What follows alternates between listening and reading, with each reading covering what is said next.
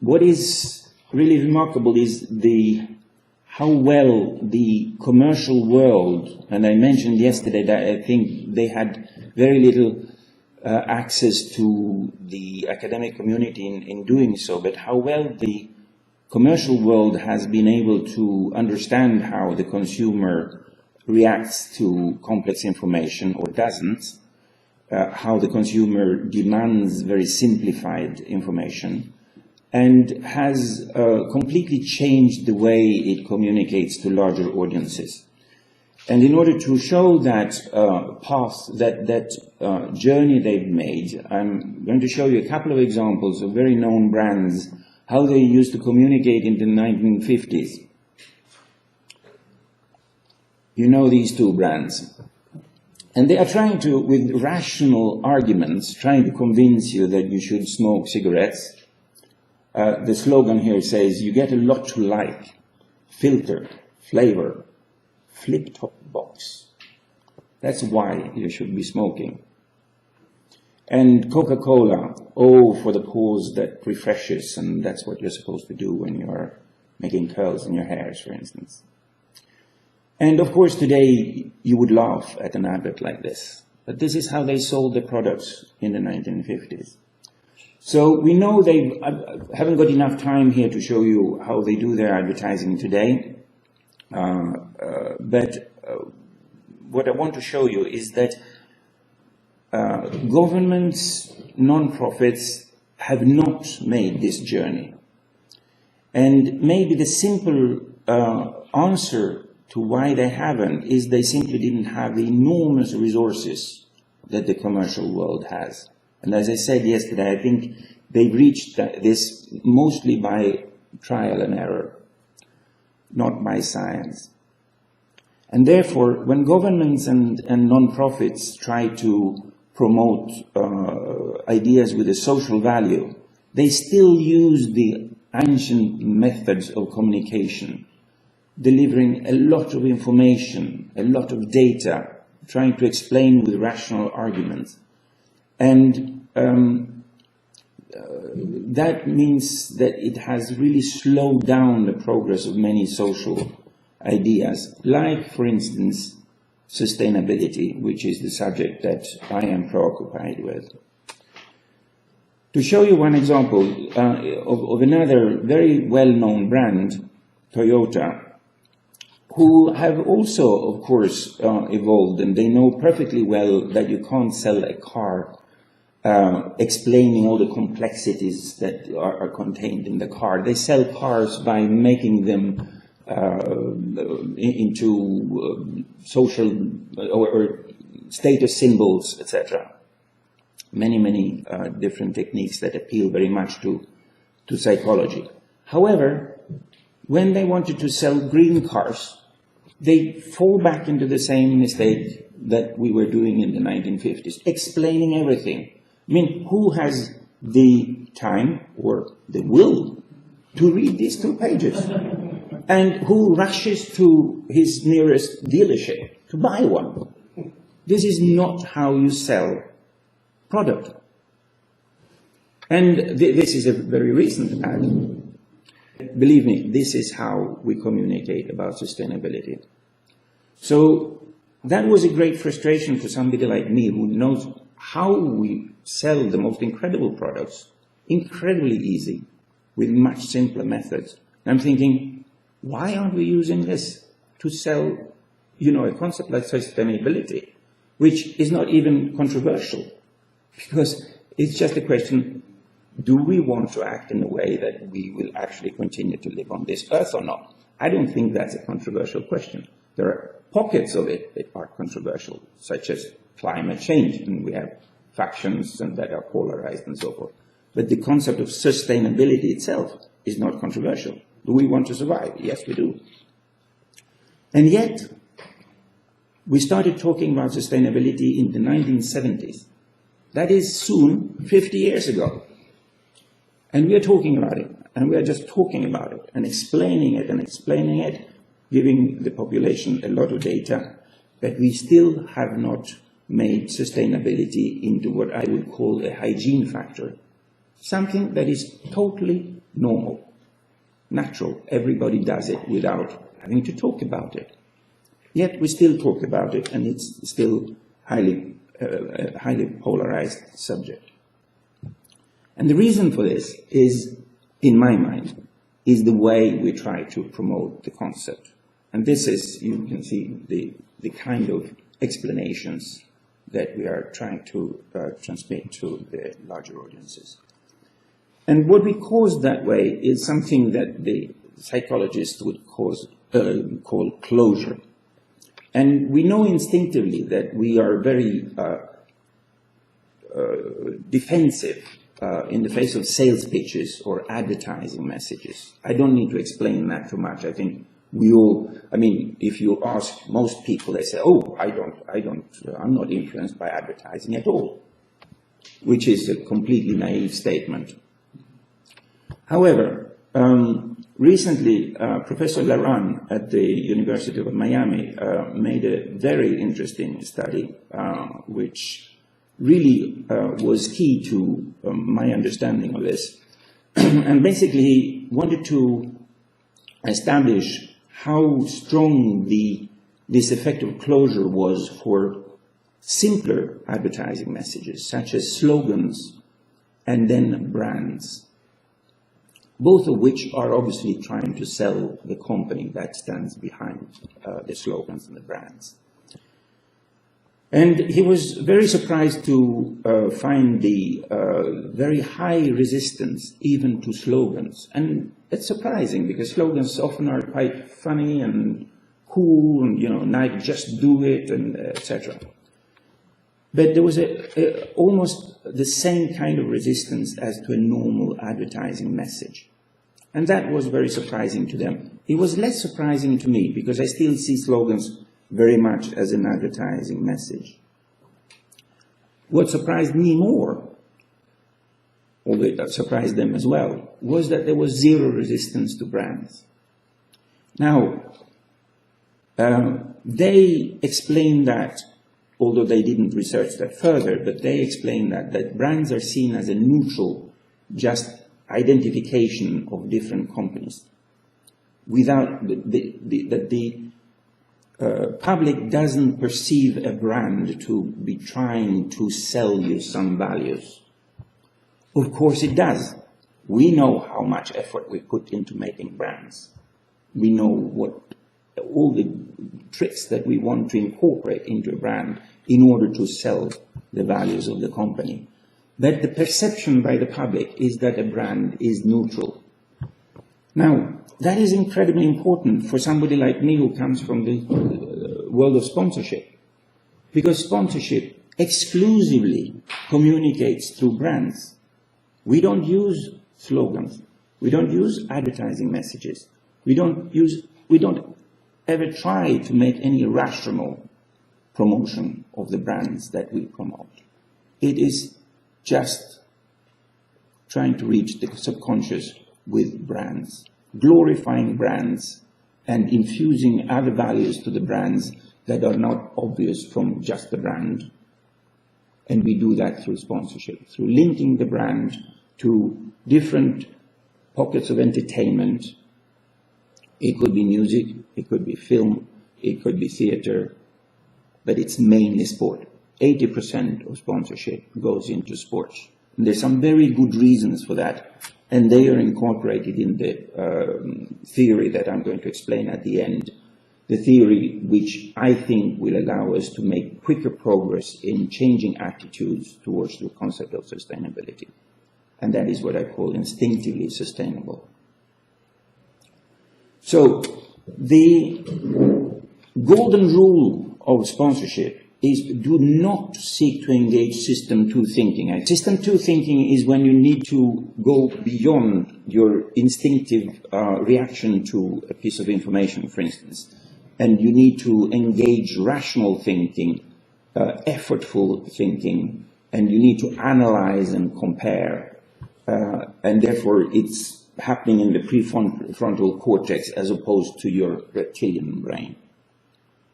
So system 1 is the instinctive, quick not analysis, that's exactly what it isn't, but something that we would normally refer to our gut feeling. So, there is one brand that has been incredibly successful at using just this technique. In 20 years, they've been able to surpass the dominant brand in that domain. And they've done that exclusively through sponsorship, by linking themselves to a number of activities that have the same characteristics. And that brand is Red Bull. And I think the marketing techniques of Red Bull ought to be taught in universities around the world. It is absolutely unbelievable how well they've understood how the 21st century generations work psychologically, how they have managed to create a Red Bull lifestyle. And the drink is just a small element of that lifestyle. But bingo, they sell 5 billion cans of it, because it's part of a lifestyle that is just incredibly attractive to the 15 to the 25-year-olds. And they've done that almost exclusively through sponsorship, no advertising really to talk about. They have some of these cartoon characters, Red Bull gives you wings, etc., but it's very low-key advertising. But you've never seen an advert explaining to you rationally why you should be drinking Red Bull, or the content of Red Bull, or why it makes you, well, they tell you that it makes you fly, but they don't tell you why. It's a joke. But anyway, they've been incredibly successful with exactly that technique. So somebody like me trying to think, well, why can they sell 5 billion cans of sugar drink with this technique? And nobody's using the same technique to communicate something a million times more important that should change society. They are changing society for something like selling a sugar drink. And nobody's using it for selling concepts like sustainability or other social issues that may be part of the discussions here. They are suffering from the same disconnect from the man in the street. So, we are talking about metaphors and analogies. And Lakoff, in his book Don't Think of an Elephant, said something fundamental, and that is one of the fundamental findings of cognitive science is that people think in terms of metaphors. So metaphors are not just something that you throw into a conversation to make it a little bit more interesting or something like that, but the whole construction of language is based on metaphors. And he makes a very good case of this, and it's really very convincing, and it's kind of counterintuitive. We think of metaphors as something that, you know, okay, it makes the conversation more interesting. But if you read Lakoff's book, you realize that without the metaphors, our language would be absolutely too complex and too long. We are so based on making shortcuts into explaining our concepts, and we don't realize how important that is. And that is actually one of the main obstacles for AI, because they are still struggling with the idea, how will computers actually be able to make the same conclusions that we do when we make metaphors? Obviously, you can teach a computer to learn existing metaphors, but how do you teach a computer to learn metaphors that are created through evolving language going forward? For that, you need, among other things, emotions. And sponsorship uses emotions more than anything else. Joe Romm, who has actually advised presidents about rhetoric, and in his book, Language Intelligence, he says this sentence: And basically it's confirming Lakoff's idea. Susan Bale of the Framework Institute says, when facts don't fit the frame, the facts get rejected, not the frame. Which is incredible, but that's how people react. We completely accept the metaphors, even in the face of rational contradiction.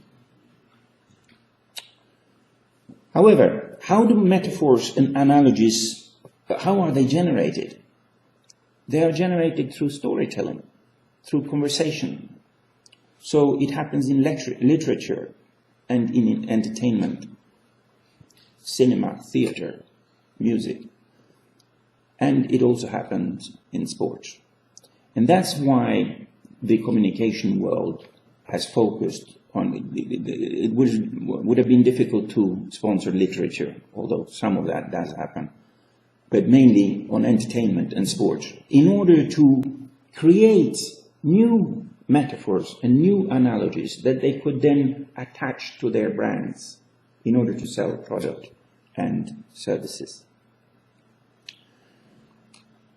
So, symbols is a third element here, but it's not that important to make the distinction. However, in our world, symbols are really replaced by brands. We use the brands as symbols. A little bit like in tribalism, you have, how do you say? Totems. Yeah, it's the totems of the commercial world.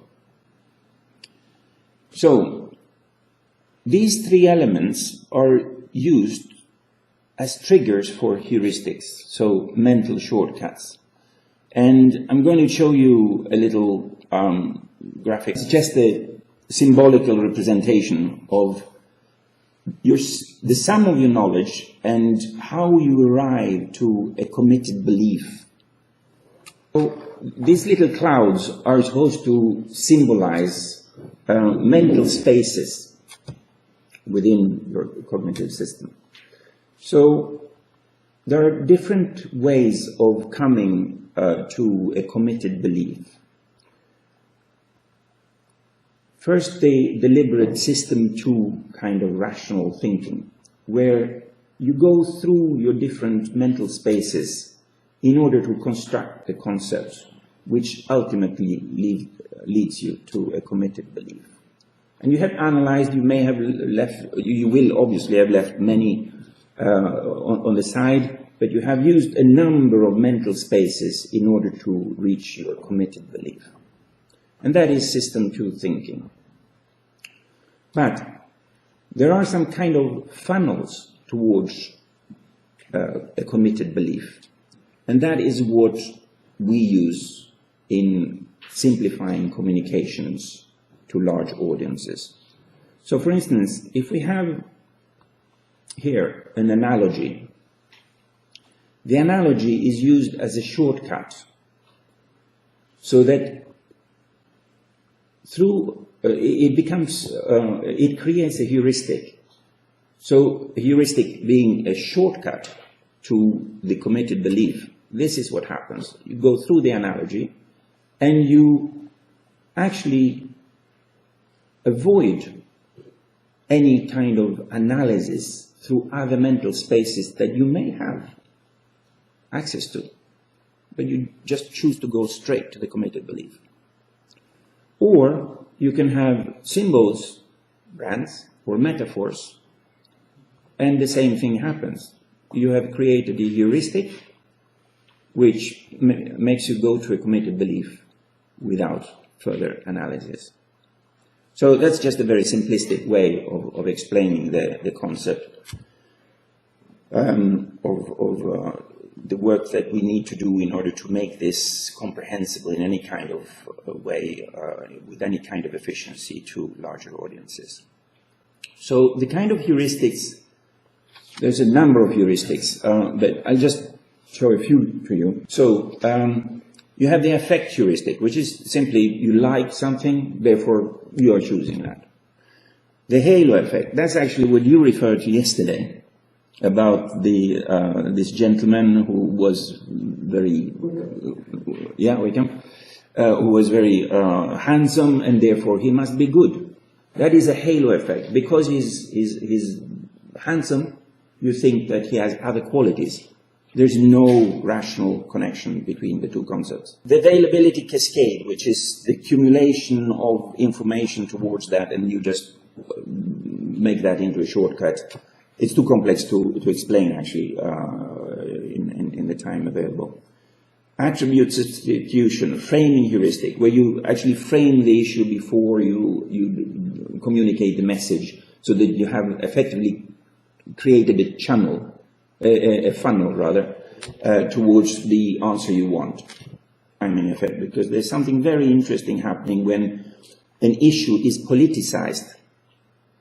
And one of my theories that I'm going to go through now is that sponsorship can help depoliticizing an issue. So anyway, into instinctively sustainable. It's based on 5 pillars, and these are the symbols for those 5 pillars. So what we are trying to do here is to take something very complex like the concept of sustainability and actually cause attitude change among the Y generation. So we are actually looking for a concrete effect in society. So the first one is seduce, do not persuade. No copy, no slogan, no negative messages, nothing frightening. A lot of people try to sell the concept of sustainability by frightening you about the consequences if we don't. Total no-no. Don't aim for system 2 thinking.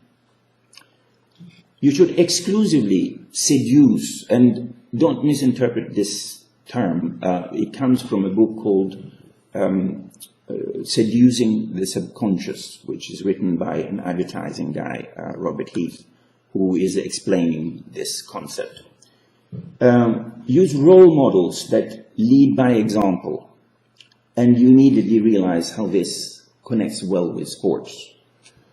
Use storytelling, and I said before, sports and entertainment is storytelling, and that's why we use those. And concentrate on system 1 thinking. That is the first pillar of the system, the pillar called seduce. Second pillar is brand. So avoid verbal communications. Avoid complex rationales. Use exclusively the subject of this presentation. Rely on the heuristics that they create. Create enticing content. What our technical term for content is images, photos, moving images, film. And in the case of music, also music.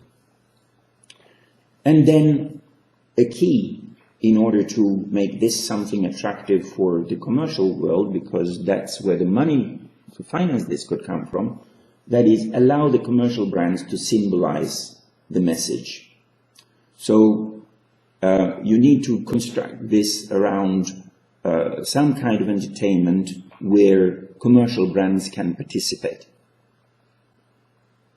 And I'm sure there's already some thoughts that are coming up to you now, and I'll address them in point 5. Then a term that is quite unusual, perennify. What I mean with that is to create something that has an ongoing life. There must not be a beginning and an end to your campaign. Avoid one-off events. A lot of sponsorship that has been trying to promote concepts like, poverty in Africa, etc., Band-Aid, etc., were one-off events. There was an end date to it. That doesn't work because this is a long-term mission. And also, we all know that advertising needs repetition, repetition, repetition. Therefore, we need time. Also avoid staged or scripted events. What does that mean? That is exactly why sports works better than music or cinema. Because when you have a film, when the film is launched, it's fixed. And it's all scripted. So you have the same, as a consumer, you have a little bit the same reaction as you seeing an advert in a paper. You know that it's paid for, first of all, but also it is finite in time. And that kills the effect. Because what you want to create is an ongoing storytelling. And actually, it's very important for the authenticity of sponsorship. Because if the consumer perceives that there's a lack of authenticity, the whole thing crumbles. It needs to be authentic. What do I mean by that? It means, I've coined the sentence, there needs to be an actual risk of failure at all times. If you have managed to exclude failure, your sponsorship won't work because the public perceives that. They know it's staged. So that's why you must avoid staged events. And that's why music doesn't work as well as sports. Why cinema doesn't work as well as sports. And that is why 80% of sponsorship goes into sports. So authenticity is incredibly important. So you need to embrace competition, because without competition there's no risk of controversy coming to the surface. And in order to create the perennity of this, you need a revolving calendar. So not one-off events, but championships, for instance, that start every year, again and again and again. That's the fourth pillar. And the final pillar, which is not applicable to all these kind of sponsorships, but it's very much applicable to the one that I am occupied with, which is sustainability. Because what you must absolutely avoid is greenwash, meaning brands manipulating the system in order to paint themselves as green when in fact they are baddies. The solution that I am proposing to solve this problem is to, if you create, for instance, a sport in which you involve 20 brands, you ring fence this opportunity to brands that are at a certain, let's say, a sustainability index. You say, you must be part of this sustainability index, or a number of them, before you can sign with us. This is completely innovative in sport, by the way, and when I was working in Formula One, any Russian mafia could walk into the office with a bag of money, and I would say, yeah, welcome, which space do you want? The car. We are here for you. That is obviously something that you must avoid here. And I'm not talking about Russian mafia, I'm talking about non-sustainable companies must not be allowed in. And if you manage to do that, then what happens is that you also use the halo effect. Because if you have 20 brands that are all at the top of a sustainability index, they also cross-fertilize. Because they are all goodies. So they they promote each other, or they promote their sustainability, vice versa. And it also becomes self-policing. Because if you have 20 brands that are supposed to be sustainable, and one is sticking out as not being sustainable, the other 19 will want to kick him out. So it's self-policing as well. And that is the 5 pillars of instinctively sustainable. And it shows you the challenge of communicating the complexity of what we are talking about here to society.